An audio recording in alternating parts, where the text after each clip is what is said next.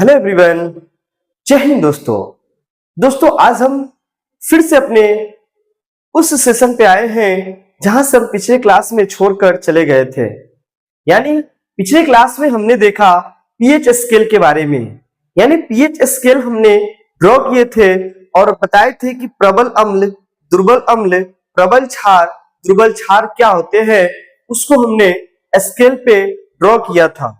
आज का जो हमारा क्लास होगा पीएच स्केल का उपयोग, आखिर पीएच स्केल का उपयोग हम क्यों करते हैं, तो आइए हम शुरू करते हैं अपने सेशन को।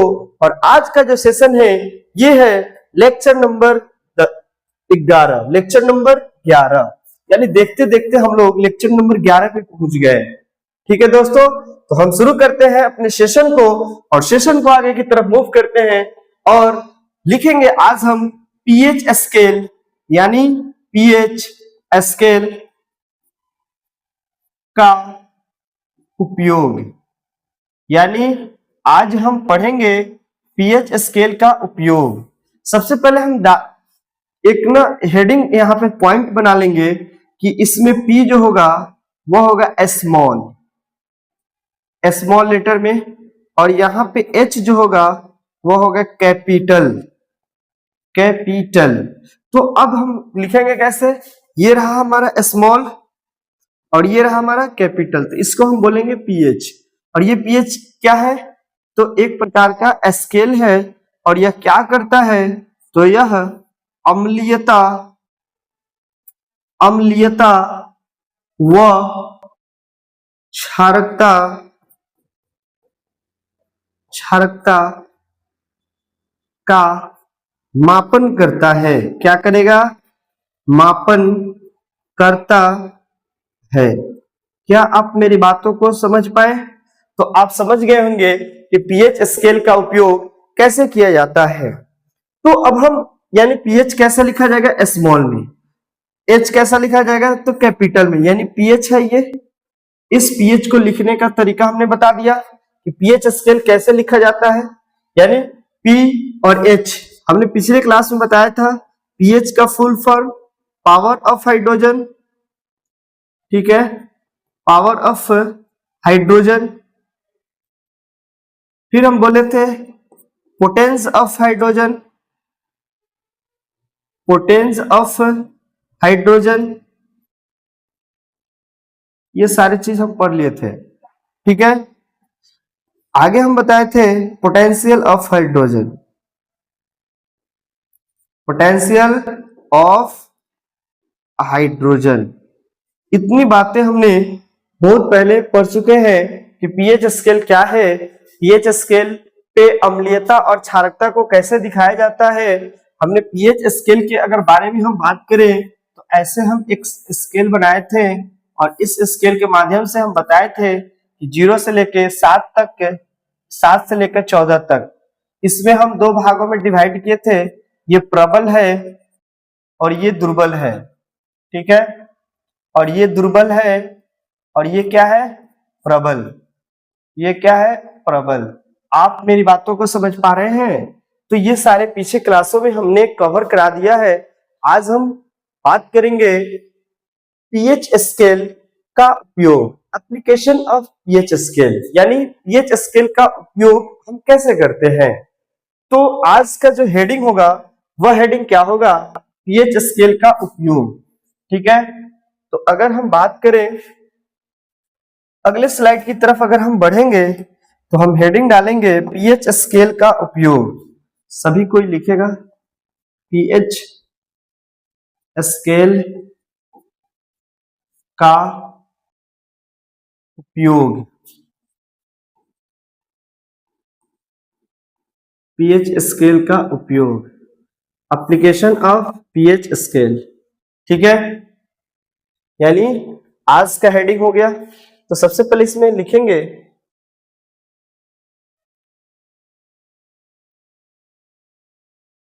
ठीक है, हम सबसे पहले लिखेंगे पीएच स्केल का उपयोग में कि मनुष्य के मुख्य में लार ग्रंथियों द्वारा, मनुष्य के मुख्य लार ग्रंथियों द्वारा, मुख का मतलब होता है मुंह, ठीक है, यानी मनुष्य के मुख में, ऐसे लिखे, लार ग्रंथियों द्वारा, सलाइवा बोलते हैं, लार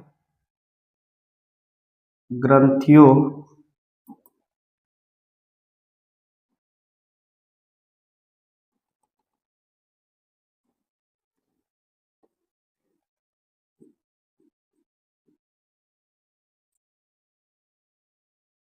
लार ग्रंथियों द्वारा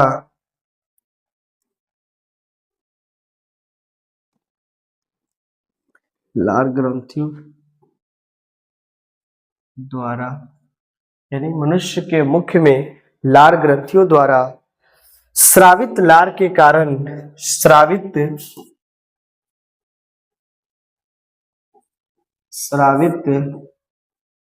लार के कारण, स्रावित लार के कारण स्रावित लार के कारण मुख का पीएच मान, मुख का पीएच मान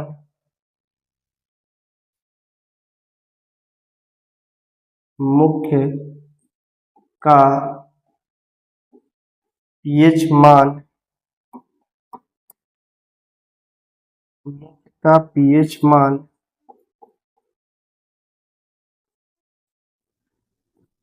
7 से क्या हो जाएगा, मुख का पीएच मान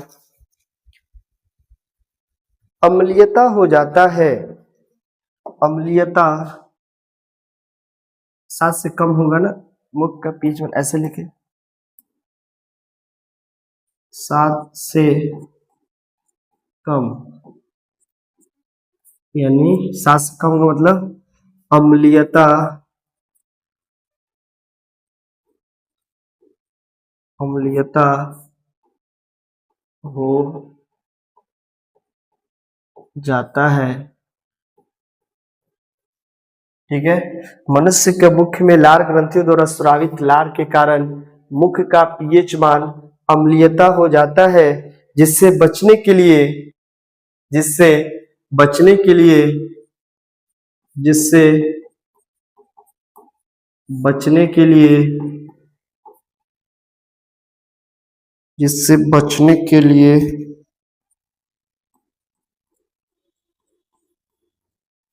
जिससे बचने के लिए क्षार, किसका, क्षार। अब क्षार में क्या क्या होंगे, तो नीम होंगे, लौंग होंगे, ठीक है, पेप्सोडेंट होंगे, तुलसी होगा। तो लिखिए क्षार पदार्थ, क्षार पदार्थ, ब्रैकेट में लिख लेंगे नीम, लौंग, नीम हो गया, लौंग हो गया, तुलसी,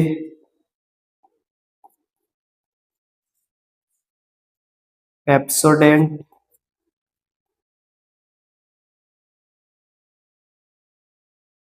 पेप्सोडेंट इत्यादि का सेवन करना चाहिए, इत्यादि का सेवन करना चाहिए। ऐसे लिखेंगे इत्यादि का सेवन करना चाहिए, इत्यादि का सेवन करना चाहिए।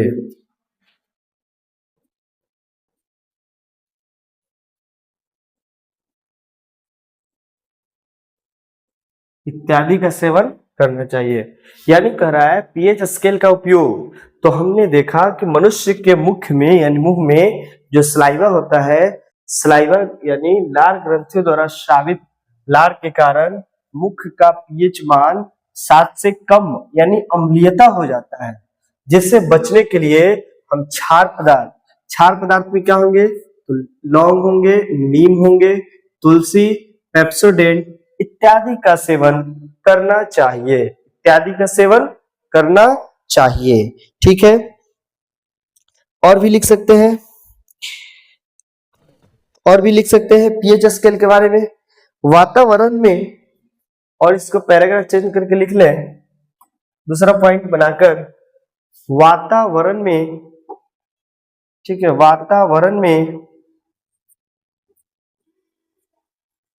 वातावरण में अत्यधिक प्रदूषण के कारण, अत्यधिक प्रदूषण के कारण, अत्यधिक प्रदूषण के कारण, ठीक है, वातावरण में अत्यधिक प्रदूषण के कारण वायुमंडल में उपस्थित वायुमंडल में उपस्थित वायुमंडल में उपस्थित है गैस जैसे नाइट्रोजन है, उपस्थित है गैस जैसे नाइट्रोजन, गैस जैसे नाइट्रोजन, जैसे जैसे नाइट्रोजन, नाइट्रोजन के बाद वह सल्फर, नाइट्रोजन व सल्फर, व सल्फर, ठीक है, नाइट्रोजन व सल्फर वायुमंडल में अपने हानिकारक ऑक्साइड बना लेती है। वायुमंडल में, वायुमंडल में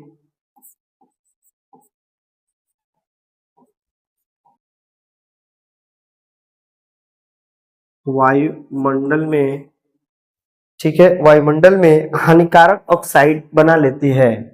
हानिकारक ऑक्साइड, हानिकारक ऑक्साइड, हानिकारक ऑक्साइड बना लेती है,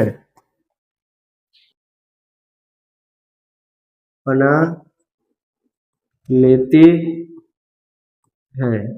यानी देखिए, वातावरण में अत्यधिक के प्रदूषण के कारण वायुमंडल में उपस्थित जैसे नाइट्रोजन व सल्फर वायुमंडल में ऑक्साइड क्या करती है, बना लेती है, इसलिए वर्षा का अम्लीय हो जाता है। ये इसलिए वर्षा जो है, इसलिए लिखेंगे वर्षा, इसलिए वर्षा अम्लीय, इसलिए वर्षा अम्लीय हो जाती है। वर्षा क्या होगी, अम्लीय हो जाती है।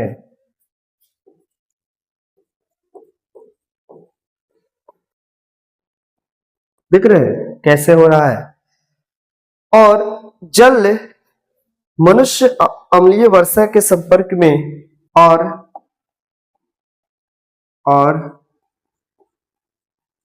जब मनुष्य अम्लीय वर्षा के संपर्क, अम्लीय वर्षा,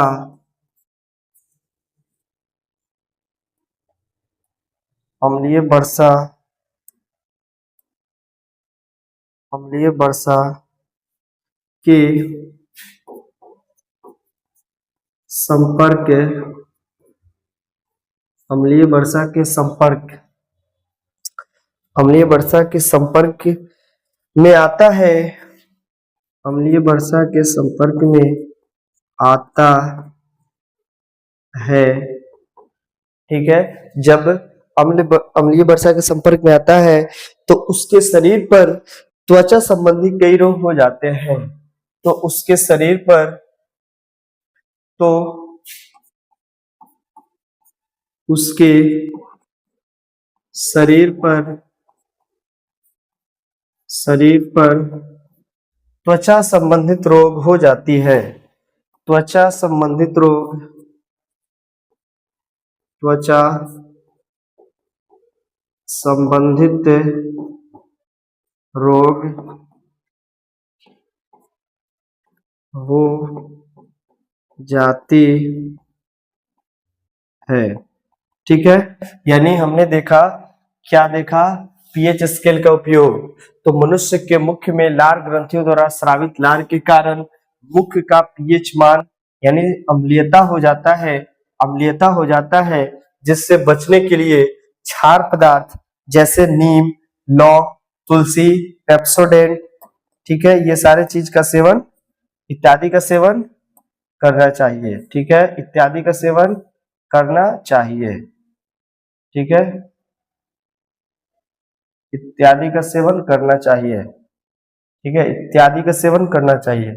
आगे हमने देखा दूसरे पॉइंट में कि वातावरण में अत्यधिक प्रदूषण के कारण वायुमंडल में उपस्थित गैस जैसे में नाइट्रोजन और सल्फर वायुमंडल में हानिकारक ऑक्साइड बना लेती है, इसलिए अम्लीय वर्षा हो जाती है। और जब मनुष्य जो है अम्लीय वर्षा के संपर्क में आता है तो उसके शरीर पर त्वचा से संबंधित कुछ बीमारियां उत्पन्न हो जाती है। अगर हम इसको चाहे, इसके अगर हम फॉर्मूला को लिखे तो ऐसे करके लिख सकते हैं कि जब हम सल्फर SO3 सल्फर ट्राइऑक्साइड को जब हम जल के संपर्क में लाते हैं, किसके संपर्क में, जल के संपर्क में लाते हैं, तो ये बना देता है H2SO4। तो ये H2SO4 क्या है, ये एक प्रकार का अम्ल है। तो यही तो अम्लीय वर्षा का कारण बनती है। क्या आप इतनी बातों को समझ पाए? अगर आप इतनी बातों को समझ पाए तो फिर हम आज का क्लास हम क्या करेंगे, आज का क्लास हम यहीं तक रखते हैं और फिर मिलते हैं जब अगले क्लास में आएंगे तो फिर हम आगे के बात करेंगे। दोस्तों, wish you all the best, have a nice, a wonderful, a good time. दोस्तों, जय हिंद।